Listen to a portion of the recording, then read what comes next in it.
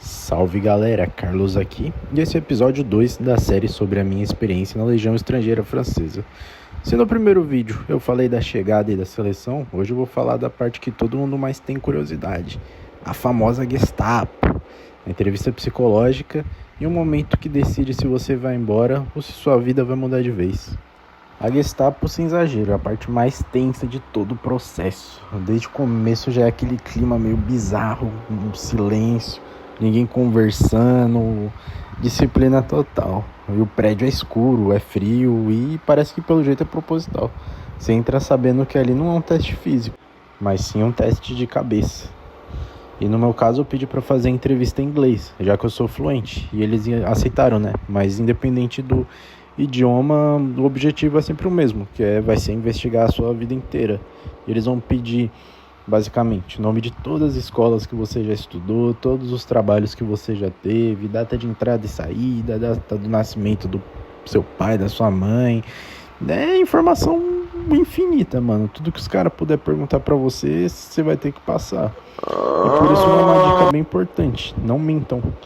Eles não querem uma resposta certa ou errada, eles querem coerência entre os testes. Porque você vai preencher os mesmos dados diversas vezes em etapas diferentes e depois eles vão cruzar todas essas informações. Porque se você mentir uma vez, você vai se enrolar depois. Ali você também vai fazer o teste toxicológico, você vai literalmente mijar num copinho na frente do avaliador. No meu caso aí foi um adjudant. O cara era britânico, era alemão. Um cara, tipo, muito sério, mano. Bem intimidador. Depois disso, ele ainda mandou fazer barras, né? Após o teste, que ele vai ver como você vai lidar ali com o corpo em adrenalina, né? Eu acredito que era isso. Aí, naquele dia, eu lembro que eu fiz umas 16 barras. E eu fiz até mais do que eu fiz no TAF. Ele chegou e me perguntou: caramba, quantas barras você fez lá no TAF? Eu, 14. Aí ele perguntou: e por que agora você fez 16? Aí eu falei: bem, eu perdi peso porque a comida lá que você vai comer, pô, é pouca.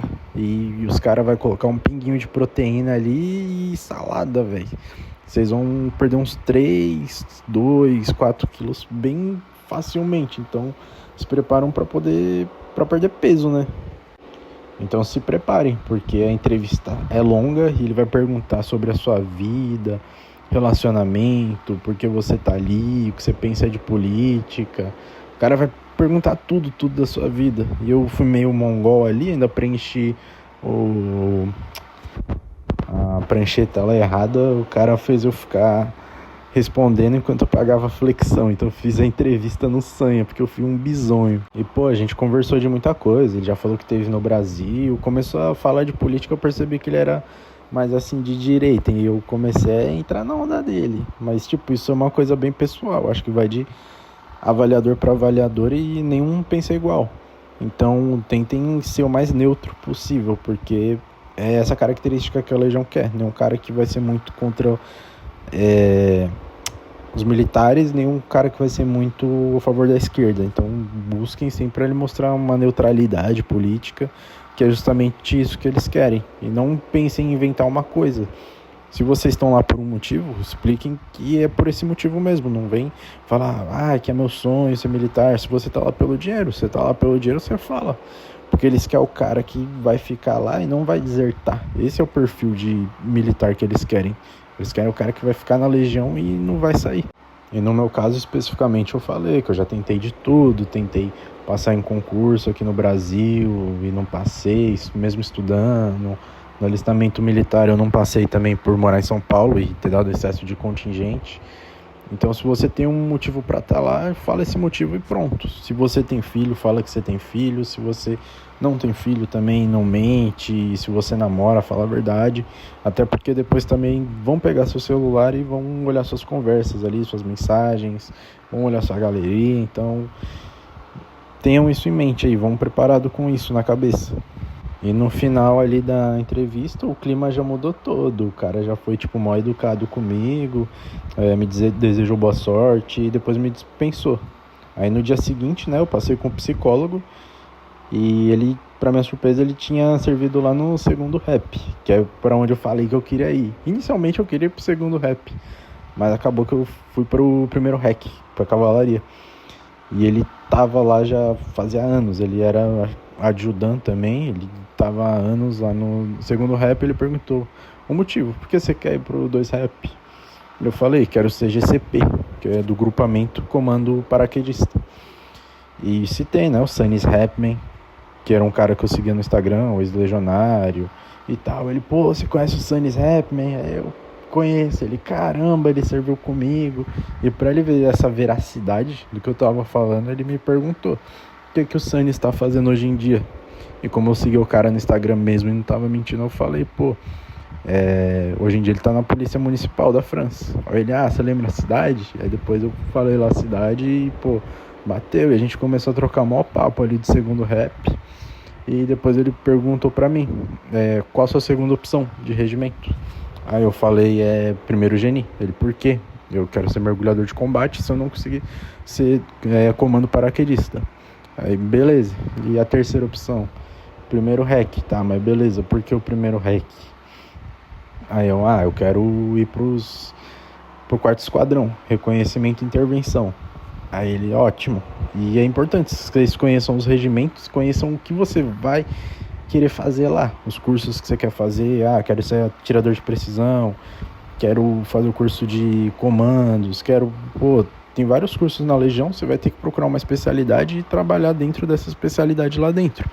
Então já vão sabendo sobre os regimentos e as companhias que tem dentro de cada regimento. E a entrevista com o psicólogo, basicamente o propósito é ver se a sua história tá batendo com o que você falou lá na Gestapo, seu perfil psicológico, se também tá batendo com o teste de personalidade que você fez, tá tudo coerente. E também para saber onde você tá se metendo, se você tá indo pra Legião por dinheiro, por família, para dar uma vida melhor para sua família, se você que tá indo atrás de nacionalidade. Então, essas informações que você preencheu durante todo o processo, quando você se apresentou lá na guarita, no posto de segurança, você vai preencher tal coisa, depois você vai fazer o teste de personalidade, você vai preencher tal coisa, quando você passou também pra Blue, você já preenche mais umas coisas. Então, mano, se alguma coisa ali não bater, esquece, os caras vão ver que você tá mentindo e é rua, porque os caras não querem gente mentirosa na Legião. Então falem toda a verdade. Se for pra você entrar, você vai entrar. Ou se você for mentir e tiver certeza disso, cara, minta muito bem. Vai com a mente que você não vai se tropeçar ali no meio e é isso. Agora passando para a parte da comissão, depois de tudo isso, é o momento mais aguardado e mais angustiante.